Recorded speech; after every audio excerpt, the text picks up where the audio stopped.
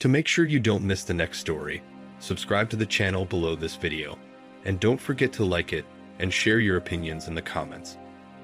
A gray Honda, which had seen a lot of use, stopped not far from the school gate. A young guy got out and was able to slam the door shut tightly on the second try. He was uncomfortable under the prying eyes of other parents, flocking from all over to the schoolyard. Many had a mixed feeling of both envy and pity on their faces at the same time. The young father was looked at with a smirk and pity for his poor car. Even my daughter was teased at school. Even the old lady, who always took her granddaughter to the same class as his mistress, even she pressed her lips and pretended to be unfamiliar with her classmate's father. She walked herself. There was no car in the family. Igor knew that for sure.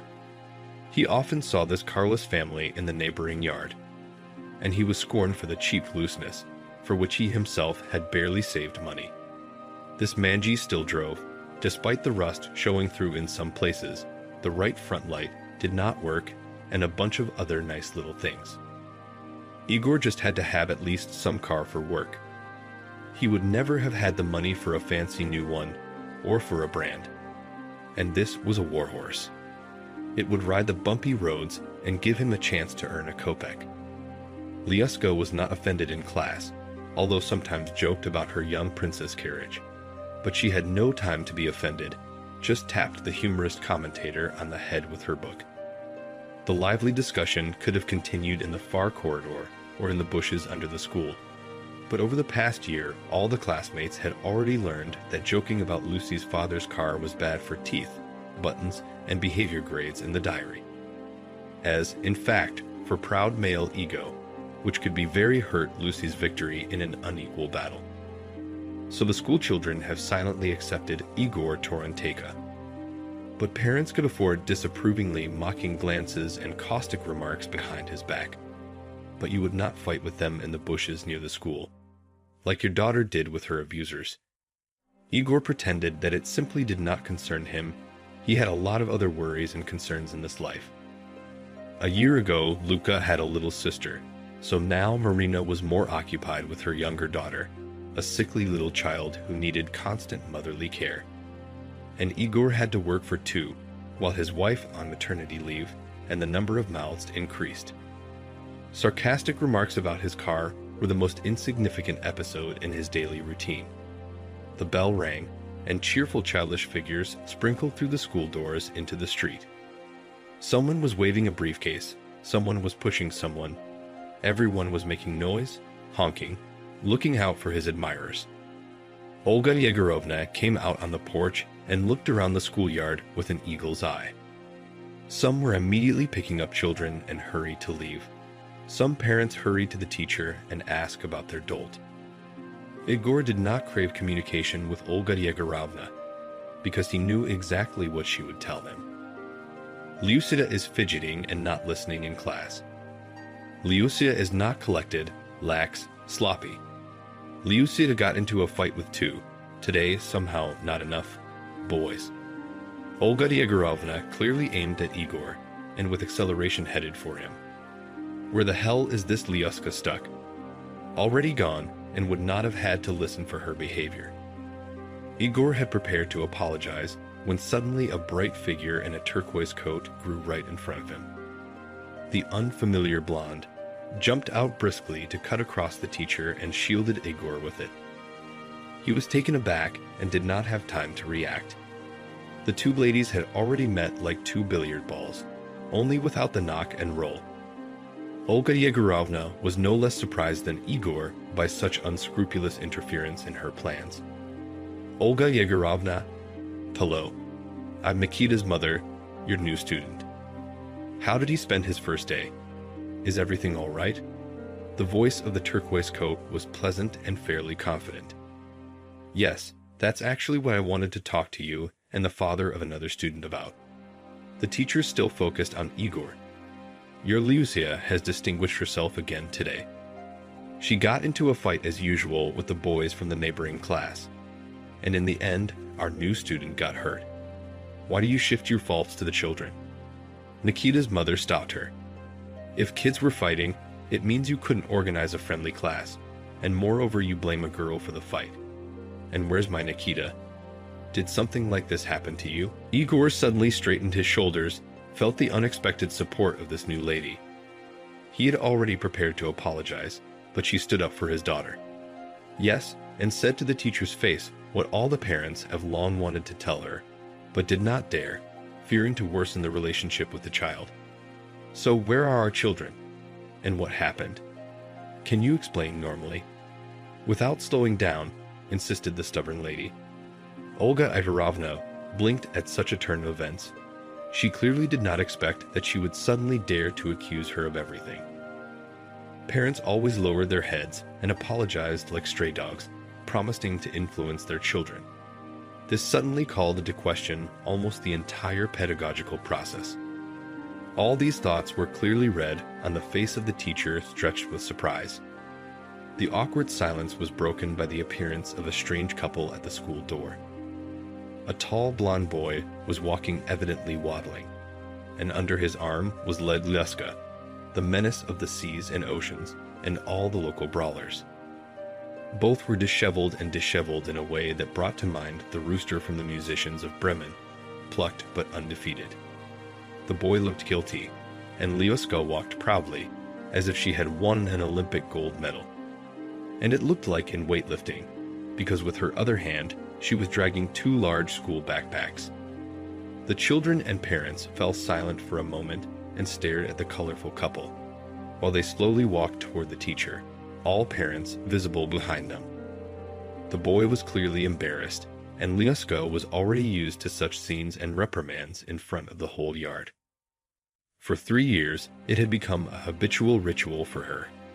Here are your heroes. Sort it out yourselves. The teacher waved at them and hurried away. The protagonists of the festivities approached unhurriedly. Nikita's mother stepped forward and took her son's backpack from the girl, while Igor, who was walking, did not immediately realize it, but then hurried to take both backpacks. The parents clearly weren't going to have a showdown in front of the whole school. The whole group walked toward the exit, out of the schoolyard. There was a bright blue car parked next to an old, beat-up Honda. It shone so brightly next to its rusty neighbor. By the color of the car, it was not difficult to guess who owned this cute miracle of foreign car industry. Earlier, Igor noticed the blue eyes of the new boy's mother and himself. And his jacket was the same bouffant blue. That's right, that's their car. It beeped cheerfully and flashed its lights, turning off the alarm. The girl took her backpack from Igor and suddenly held out her hand to him. Nina, and this is my son Nikita.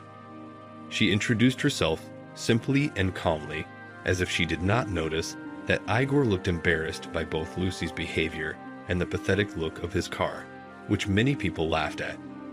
You'll excuse us, Lucia fights a lot. It's a pity that now it's also with your son. Dad, we didn't fight with him. I fought with other boys, and Nikita defended me. Only now my parents noticed that Lyuska continued to support Nikita's lies, even though it was no longer necessary. And anyway, it looked peaceful enough. There didn't seem to be any conflict between the two of them. Okay, we'll sort it out at home, said his father with a memorized phrase. He just didn't know how to react in such an unusual situation. There was no need to sort it out, so it was clear. The girl was bullied, and Nikita stood up for her. He's always been our main fighter for justice. Nina smiled, and that smile suddenly made Igor feel so warm and pleasant. No one had smiled at him for a long time. At school, Olga Igorovna always reprimanded him for his daughter's behavior. At work, he laid out 200% to get extra bonuses and premiums, then caused envy and displeasure more lazy colleagues. Well, at home for a long time, no one met him with a smile on his face. In fact, he did not remember it before. 10 years ago, Marina was his brother's girlfriend. Igor only looked at her and envied her. He had always only glimpsed her, noticed how beautiful she was. And then his brother was hit by a car, and Marina declared in tears that she was pregnant by him. During the family council, Igor and his parents decided that their grandchild should grow up in their family and not to be fatherless. Igor married Marina, but she did not love him. Not before Lyushka's birth, not after. She only demanded that he provided for her, earned, fed, and clothed her and the child. And he, as he was used to, obligingly took care first of the pregnant Marina, and then with a young mother with an infant. And when Lyushka grew up, nothing changed. Marina, always dissatisfied with everything, waited for him at home with reproaches that he did not earn enough money, that something was broken at home, and he never had time to fix it. She was so displeased with everything and was waiting for him at home, complaining that he did not earn enough money and that he never had time to fix anything at home, that he went out and drove around. All these years, she kept saying how miserable she was. Everyone has a family like a family, and she got such a good-for-nothing hubby. Igor had already forgotten about the beautiful femme fatale brunette with scarlet lipstick, which has so stirred his imagination. His long-held dreams of that beautiful woman had long since been forgotten. Real family life with Marina was so far from what Igor had once thought of her. Only reproaches and domestic scandals, the constant lack of money. No matter how much Igor earned, no matter how much he brought home, it was always not enough. He constantly felt like a beggar, even though he earned more than his colleagues. And they also had families and children, but they had enough for decent clothes and normal cars and holidays. All these years, only Lyushka was his soulmate. He loved his niece and brought her up as his own daughter. But so warm and easy on his soul had never been. And this strange woman just smiled at him, but somehow in a special way, as if she warmed him with her smile. And in front of the teacher, she stood up for him and Lyushka. Igor did not even realize that he was still looking into her eyes and somehow stupidly smiling, and holding her hand, stretched out during the introduction. He hadn't let go of her hand and hadn't even noticed it. And she didn't take her hand away, kept smiling and looking him straight in the eye. So beautiful and elegant, so sophisticated and light in a halo of golden hair. Igor finally realized that he had been holding her hand for too long, and he hurriedly apologized and opened the door of her car in front of her. And she, still smiling, put the school backpack on the seat and began to settle her limping son. Igor fidgetily tried to help, and Lyushka twisted underfoot. Nina, who kept smiling, sincerely thanked him for his help. Nikita waved, and the blue car drove away. Igor and Lyushka stood and waved after it. "Is it cool?" "Yes," asked Lyushka. "Yes," Igor answered dreamily, though he did not understand whether the question was about the car or about its owner. "Well, tell us, what was the fight about again?" Igor asked Lyushka in the car on the way home. Lyushka frowned and said, "They said that we are poor people." "Okay, how did this guy get into a fight?" "Yeah, I don't know. I didn't notice. Except they hurt his leg. I bet he's going to have a bruise, and a big one too." "Who's the new boy? Did you meet him afterwards?" "Of course, we kicked the shit out of him. He's all right, even though he's a musician. He even seems to be an excellent student. That's what Olga and Gorovna said about him. He and his mom moved here, so he was transferred to our school." "Where did they move from?" "I didn't ask. The lesson had started." "Well, what happened in class?" "What worked today?" "Nothing much. I got a good mark for my math homework last night, but nothing else, and they wrote in my diary about the fight." Lyushka summed up today sadly. She knew that her mother would scold her again, scold her father for not bringing her up well. The little sister would be capricious and crying, and her mother would pour her irritation on her father. Well, and Lucy for a fight can also get a lot, of course, she sighed heavily. The car drove into the yard, parked in its usual place, in front of the entrance. Lyushka reluctantly got out of the car and slowly pulled her school backpack. Shiso did not want to go home. Her father was in no hurry either. He checked something, moved it in the trunk, went around and looked at the wheels.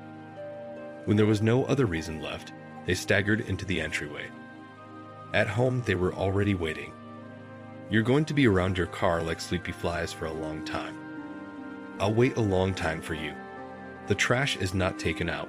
The house is full of things to do. They are out walking, chilling." On the doorstep, instead of a greeting, "Stinking trash can," Igor turned around and staggered back out into the street. Lyuska yerked into the room to take the books, and in the crib, grudgingly fidgeting little sister. If Lucy was blonde and gray-eyed, like Igor, the baby was a carbon copy of her mother. She had the same black eyes, thick eyebrows and eyelashes, curly black hair, and her voice was like her mother's, loud and perpetually displeased. Sometimes she had colic, gas, then she was teething. Then she was hungry, then she wanted to sleep or play. All the time in the apartment you could hear her discontented whimpering, crying to shrieks, whimpering all the time. The other kids were smiling, laughing, trying to say their first unintelligible words. But this baby wasn't even smiling in the picture, and was frowning and ready to cry, despite all the efforts of the family and child photographer. Lyuska at first happy little sister, and Igor livened up, but every day the joy thawed. Little girl and her mother were so similar not only in appearance and voice, but the atmosphere in the house, which they created, where they did not want to go after work after school.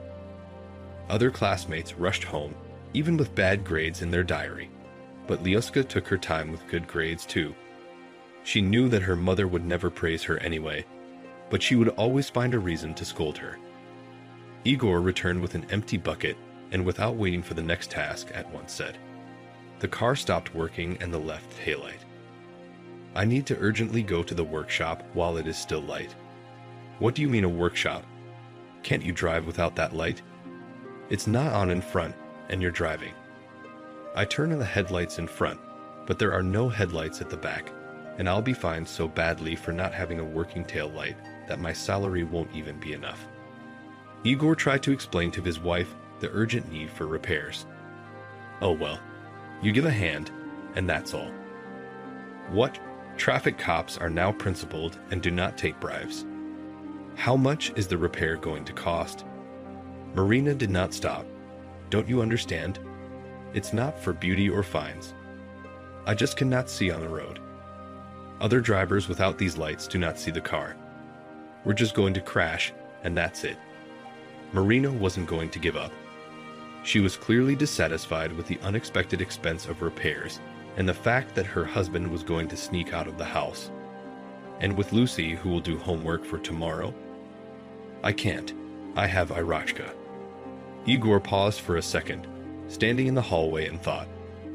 Lyuska suddenly looked out into the hallway and intervened in the conversation between adults. "And I can go with my dad and write everything in the car. Well, while it will be repaired, I will not interfere and do everything." She had already pulled on a jacket, and at her feet she put the packed school backpack. Marina had no time to object. Only she indignantly opened her mouth and breathed the air for another tirade. As from the room sounded a sharp, childlike cry, demanding cry to the cranky Irachka.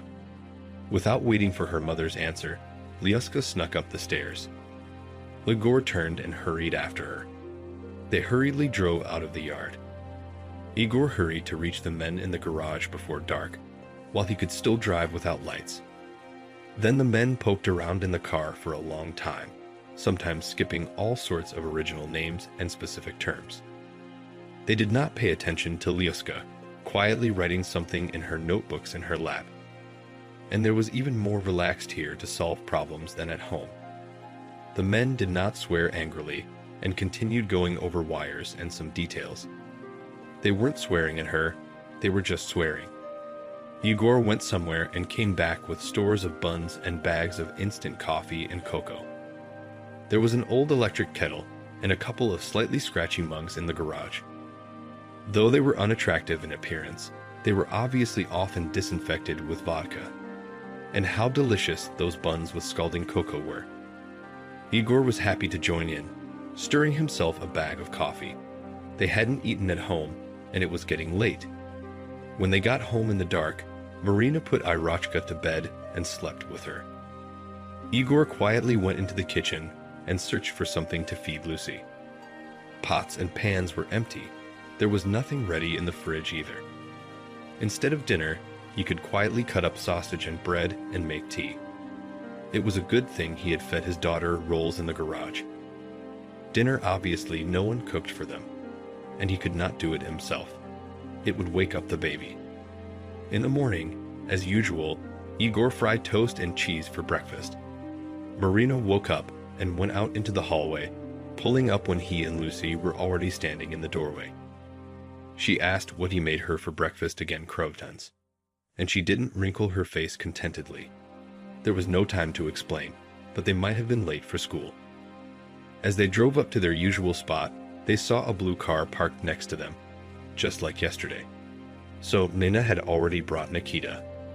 Igor suddenly remembered yesterday's acquaintance and suddenly started smiling. Yes, and Lyuska ran to school in a leap. Nina was already on her way back to the car. "How's your Nikita after yesterday? How's his leg not limping?" "It's okay. The main thing is his head and hands are fine, and there's a bruise on his leg. A big one, of course, but it'll pass. You can't have a childhood without bruises, can you?"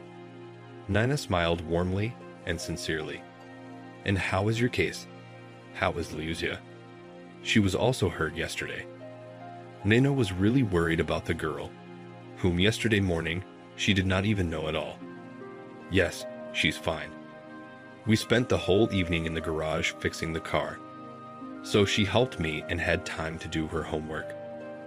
Unexpectedly, he confessed to her about yesterday's adventures and about the hollowing out of his shoddy car. Only he did not admit that he had been thinking about her all night. And at night he lay there for a long time and saw her blue eyes before him, her golden hair, her soft smile. Even at night, he dreamed something about the figure in the turquoise coat. And in the morning, he woke up unusually cheerful and alert and hurried to take Lucy to school. And he himself thought, wondering if he would meet her now or not. "Have a good day. See you after school." Nina smiled goodbye and went to work. Igor had to hurry too. He had a long trip planned today. He might even be late to pick up Lucy after school. She usually on such days sat near the duty officer in the school lobby or there on the windowsill did her homework, so as not to stay home late under her mother's reprimand.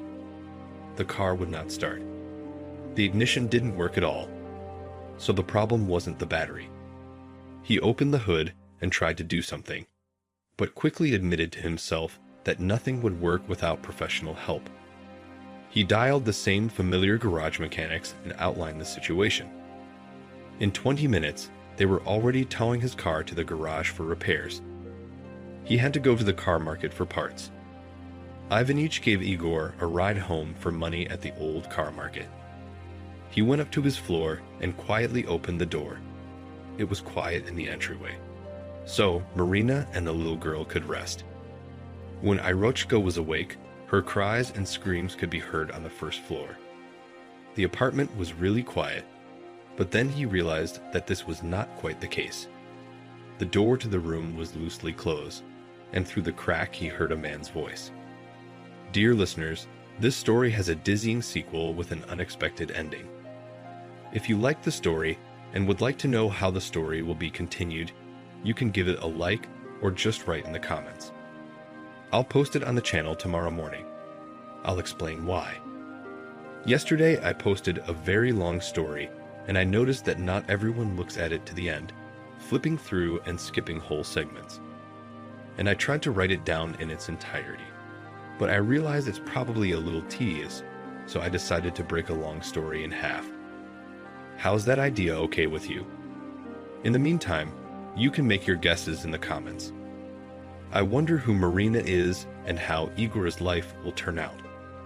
Believe me, it's not that simple.